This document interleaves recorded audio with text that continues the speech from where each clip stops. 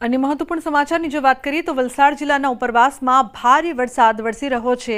જિલ્લાની તમામ નદીઓ બે કાંઠે જોવા મળી રહી છે। વલસાડની ઓરંગા નદી પણ બે કાંઠે જોવા મળી રહી છે। તો નીચાણવાળા ગામોને એલર્ટ કરવામાં આવ્યા છે। રાજ્યના અનેક વિસ્તારોમાં વરસાદની વચ્ચે ગાંધીનગરના સંત સરોવરમાં પાણીની આવકમાં વધારો। સંત સરોવરમાં 1,21,660 ક્યુસેક પાણીની આવક નોંધાઈ છે। સંત સરોવરમાંથી પાણીની આવકમાં વધારો કરવામાં આવ્યો છે।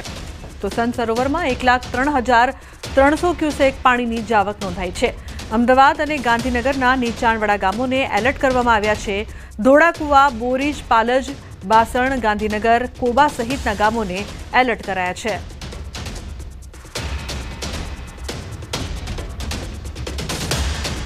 વલસાડ જિલ્લાના ઉપરવાસમાં ભારે વરસાદ। જિલ્લાની તમામ નદીઓ બે કાંઠે જોવા મળી છે। વલસાડની ઓરંગા નદી પણ બે કાંઠે જોવા મળી છે।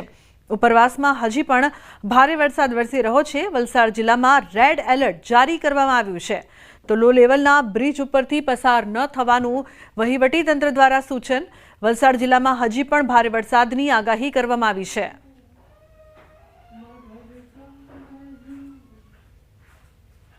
તો વલસાડ જિલ્લામાં વરસાદી માહોલ। વલસાડ, વાપી, પારડી, ઉમરગામ અને ધરમપુર તાલુકામાં વરસાદ।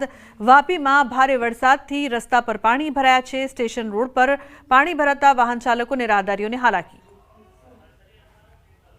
છેલ્લા 6 દિવસથી વલસાડ જિલ્લામાં વરસાદની હેલી યથાવત છે। આજે પણ સવારથી જિલ્લાના તમામ તાલુકાઓમાં સાર્વત્રિક વરસાદ નોંધાયો છે। અત્યારે જે દ્રશ્યો જોઈ રહ્યા છો વાપી શહેરના વાપીના જે સ્ટેશન રોડ વિસ્તાર છે ત્યાં આગળ પાણી ભરાઈ ગયા છે। સવારથી જ જે ભારે વરસાદને કારણે શહેરના નીચાણવાળા અનેક વિસ્તારોમાં રસ્તા પર પાણી ભરાયા હતા। ન માત્ર વાપી પરંતુ વલસાડમાં પણ ભારે વરસાદને કારણે શહેરના એમજી રોડ, મોગરાવાડી, ગરનાળુ, રેલવે ગરનાળુ અને તિથલ રોડ પર પાણી ભરાઈ જતા સવારથી જ વાહન ચાલકો અને રાહદારીઓએ પરેશાનીનો સામનો કરવો પડ્યો હતો।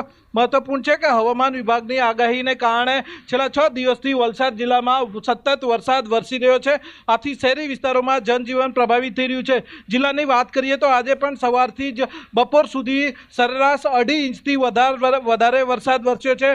જિલ્લાના વલસાડ, વાપી, પારડી, ઉમરગામ, ધરમપુર અને કપરાડા તાલુકામાં પણ ભારે વરસાદને કારણે ઉપરવાસના તમામ નદી નાળાઓ અત્યારે તોફાની સ્વરૂપે વહી રહ્યા છે। આમ સતત વરસાદને કારણે વલસાડ શહેરની સાથે સાથે વાપીમાં પણ જનજીવન પ્રભાવિત થઈ રહ્યું છે અને આગામી સમયમાં હજુ વલસાડ જિલ્લામાં ભારે વરસાદની હવામાન વિભાગની આગાહી છે। આથી વલસાડ જિલ્લાનું વહીવટી તંત્ર સતર્ક છે।